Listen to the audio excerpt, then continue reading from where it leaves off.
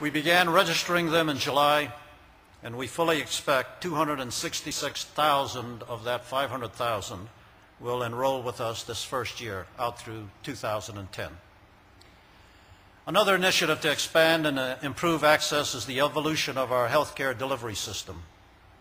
VA's 153 medical centers are the flagships of our nationwide integrated healthcare enterprise.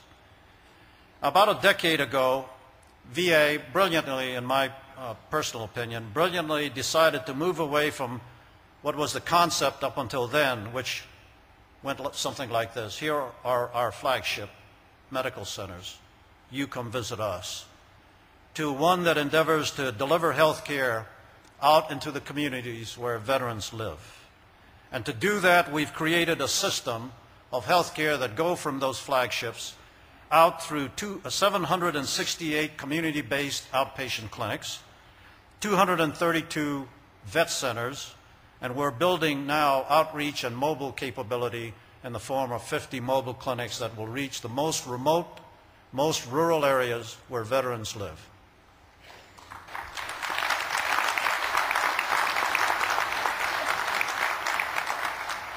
And when necessary, we always have that opportunity to contract specialized health care locally, and that's another arrow in the quiver. Our next major leap in healthcare delivery will be to routinely connect the flagship medical centers to our distant community-based outpatient clinics via telemedicine, telehealth, and IT backbone that brings specialized healthcare professionals at those medical centers in direct contact with patients via telemedicine, telehealth. Today, we are even piloting connectivity from medical centers to the homes of the chronically ill to provide better monitoring and the prevention of unavoidable acute episodes. This means that veterans will drive less to receive routine health care, but they'll have better access day to day through that backbone. It will be higher quality, it'll be more convenient, especially for veterans who are challenged by long-distance travel.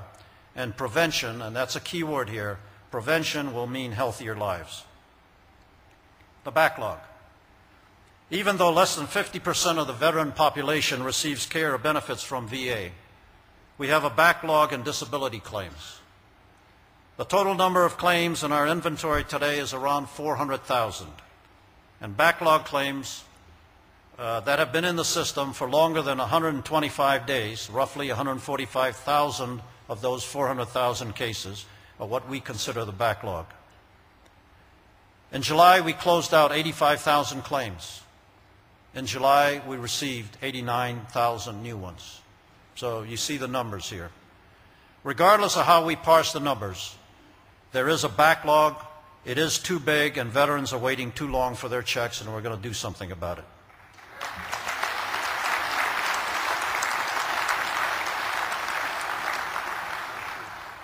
Now in April, President Obama charged Secretary of Defense Gates and me to build a fully interoperable electronic records system that will provide each member of our armed forces from the day they take the oath of office, oath of allegiance the first time, build for that individual a virtual lifetime electronic record that will track them from the day they put on the uniform through their time as veterans until the day they're laid to rest.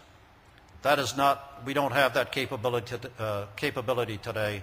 DOD and VA are partnering to do this. VA is already a leader in the development and use of electronic health records. Most of you know that by the name VISTA. And so is the Department of Defense. Their system is called ALTA. Well, between us, DOD and VA have an opportunity to drive the improvement of health care through a fully interoperable electronic health record, something that less than 4% of the country has today. Our achievements here may go beyond just veterans and service members and could help the nation as a whole. We are working with the President's Chief Performance, Chief Technology, and Chief Information Officers to harness the powers of innovation and technology. For VA, it will revolutionize our claims process, and this is part of the reason we are so interested in this. Faster processing, higher quality decisions, no lost records, fewer errors. I am personally committed to reducing the processing times of disability claims. We have work to do here, we've moved out, and we're going to go take care of this one.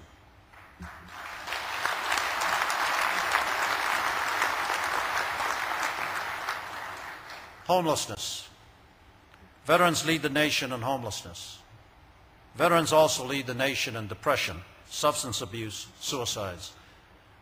And we rank right up there in joblessness as well.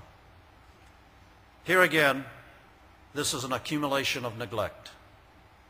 We estimate that 131,000 veterans sleep on the streets of our country every night, even here in Denver, on the streets of the wealthiest and most powerful nation in the world. Men and women, young and old, fully functioning and disabled, from every war generation, even the current operations in Iraq and Afghanistan. 6 years ago, that number was 195,000. Today, it's 131,000. So the trend is good. We think we have the right partners, and we have about 500 partners out there across the geography, that we have the right plans and the right programs in place, and what's needed here is resources. We think we're moving in the right direction to remove this blot on all of our consciences.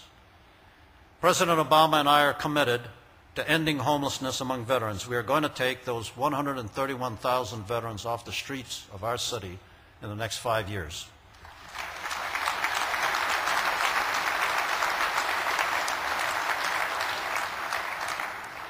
No one who has served our nation as we have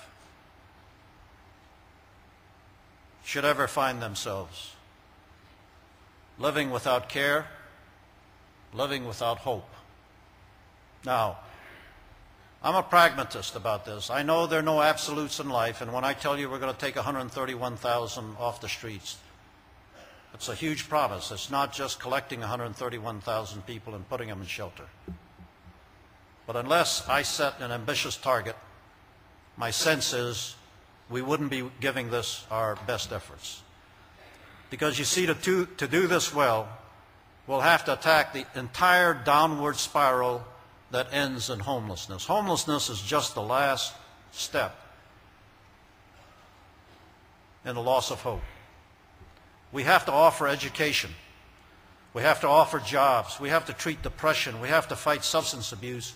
And we have to offer safe housing. We have to do it all. It's not just a matter of collecting 131,000 people. If you don't do the rest of it, the numbers won't matter. We have to do it all. No missed opportunities in going from 131,000 to zero and keeping it there. Education, jobs, mental health, substance abuse, housing. Education. The President and Senators Jim Webb and John Warner of Virginia just kicked off our post-9/11 new GI Bill program on 3 August. We expect roughly 150,000 veterans to take part in this fully funded degree-producing program at a state college or university of their choice. That's 150,000 we expect to be in school this year.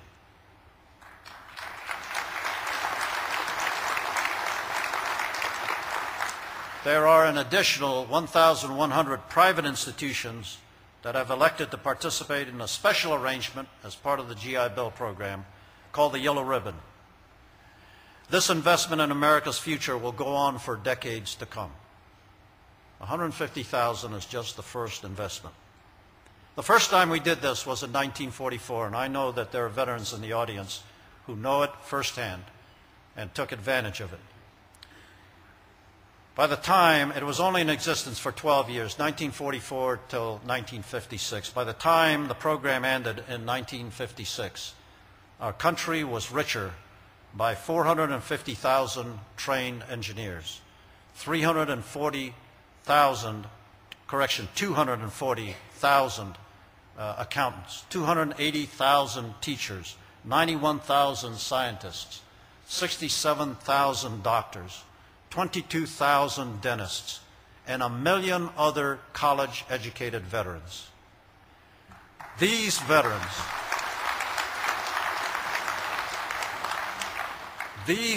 went on to provide the leadership in the second half of the 20th century that catapulted our economy to being the largest in the world and our country into being leader of the free world and victor in the Cold War without a shot being fired.